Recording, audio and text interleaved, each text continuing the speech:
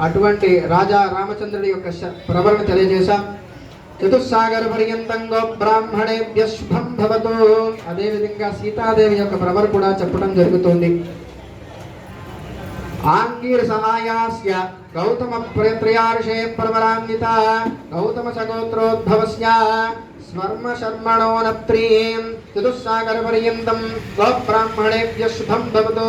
ఆంగీర సహాయాస్య గౌతమ ప్రత్రయార్షే ప్రవరాన్విత గౌతమ సగోత్రోద్భవస్య శర్మణో నప్త్రీం హరస్వరోమ శర్మణీం చతుస్సాగర పర్యంతం గో బ్రాహ్మణేభ్య శుభం భవతు. ఆంగిరహాయాస్య గౌతమ త్రయార్షయ ప్రవరాన్విత గౌతమ సగోత్రస్య